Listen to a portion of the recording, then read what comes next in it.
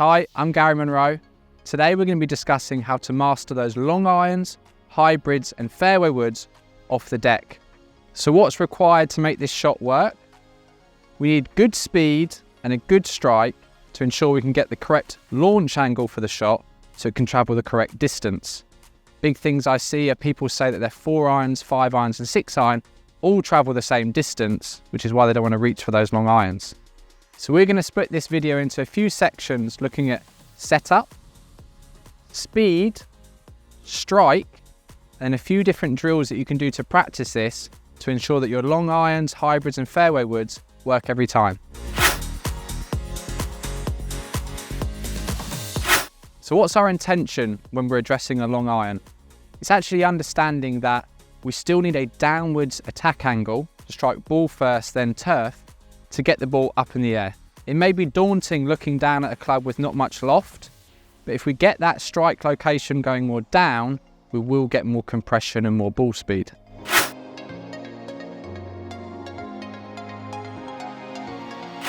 So to ensure that you get a correct setup every time, we're going to have an alignment stick down your target line, an alignment stick here for your ball position. So we want your ball position to be 2 balls width inside your left ankle. This is also in line with your left pec. So the best way of doing this is grab 2 golf balls, address the club and the ball. From there, take a little step to the left, which is your 2 golf ball widths. Then from there, take a slightly bigger step to the right. We're looking for a wider base with a long iron and fairway wood for stability, as we need to create a bit more speed.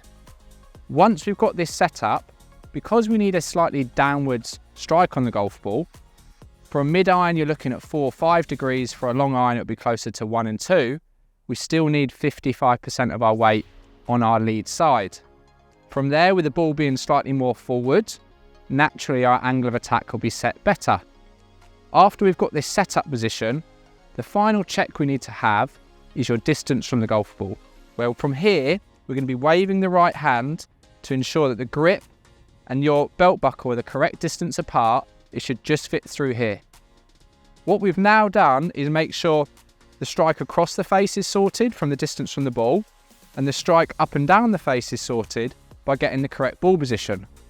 With the hybrid, as we move on to the fairway woods, such as a 3 wood, the ball position will actually be 1 golf ball back of the left heel. This is because there's less loft on the club face. We want the angle of attack to be a little bit more level, so we can get away with being 1 degree down or level with the ground to still get good distance and good trajectory. So from here, it's the same setup, but just have 1 golf ball inside the left heel. It will move from the left pec to more your left armpit as your ball position.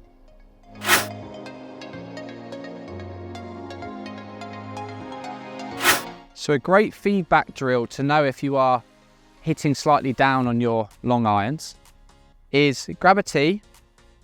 Because we're putting the ball position 2 ball widths back, I want you to place the tee peg 2 club heads in front of the golf ball here.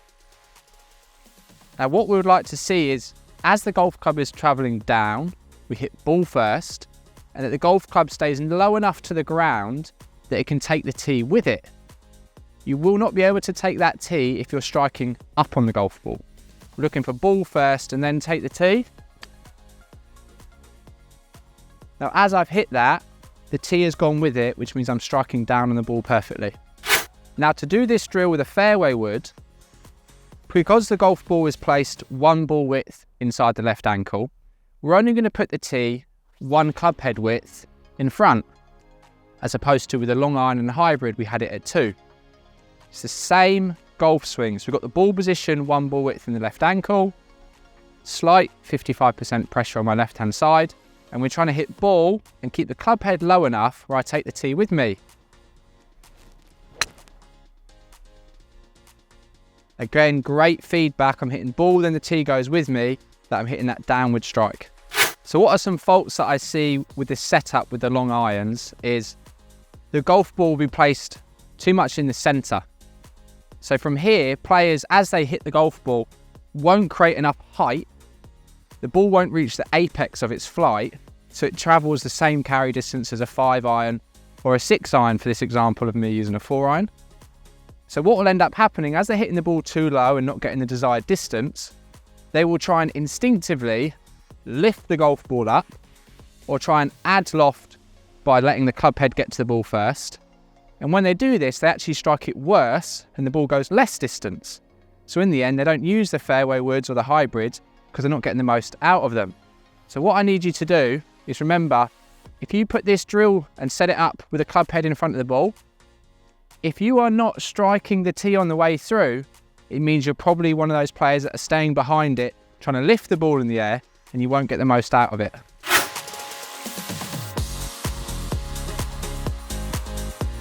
So why we need to create more club head speed is to ultimately create more ball speed and get more spin so the golf ball can travel up with a long iron or hybrid or fairway wood, reach the apex of its flight, then come down.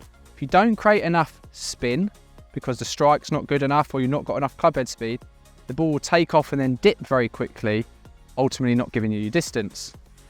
So how are we going to create more club head speed? We've got this great setup. We're going to start to work on wrist hinge. So on your backswing, as the lead arm gets parallel, which is at this section here, we're looking to create a 90-degree angle. From there, I want to see the shoulders turn to a minimum of 90 degrees here. Combining the wrist hinge and the shoulder turn is a really nice power source to create more club head speed coming into the golf ball.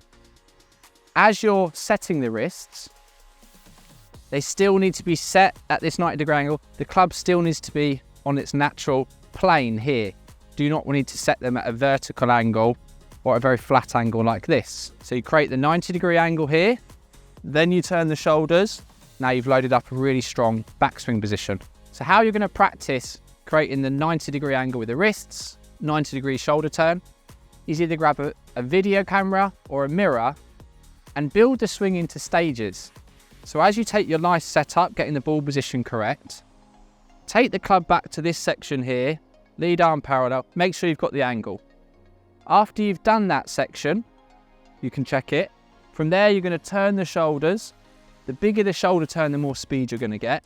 Then you're going to hit the shot. So it will look like this, hitting balls in stages. So wrists, shoulders, and then hitting the ball.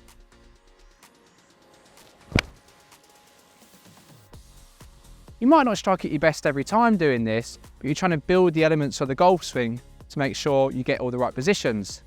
Then eventually, you want to make it flow all as one. So it will look like this. So you're getting the hinge, the turn, and then go through to a balanced finish. So build it up in sections, then make it all flow as one. So common faults I see when players try and add club head speed. They've got 200 yards to the flag, they're looking down at a club with not much loft. They try and take the golf club back faster in an effort to get more club head speed. As they snatch the club back, it's going back in all different angles to their normal golf swing. And most importantly, their timing completely goes. So then at impact, they get a worse strike and the ball doesn't travel its distance. So if you do the drill of building the right positions, that's the proper way of getting a good club head speed at impact. Now, if you're a player who cannot generate more club head speed, maybe through limited mobility or just haven't got the movement necessary to get that, hybrids are going to be your best friend. So you can buy hybrids that even replace 6 irons, 5 irons and 4 irons now. This club is more versatile out of the semi-rough and the rough, so you'll be able to use it on more occasions. But also it's going to be generating more height for you because the club has more mass to it and more forgiveness. So as you address the ball, it's the same setup we spoke about earlier with 2 ball widths back. And from here, it's a lot less intimidating to look down on. There's more mass behind the head. You're naturally going to get more ball speed and more distance. So this is a great alternative if you're a player who can't add too much club head speed. So to recap how you can master these shots, long irons and hybrid, you want them to be 2 golf ball widths back of your left ankle. The 3 wood off the deck will be 1 golf ball width back. And then from there, to generate more club head speed, remember those positions of the 90 degrees shoulder turn, get a good strike, enjoy the new distance.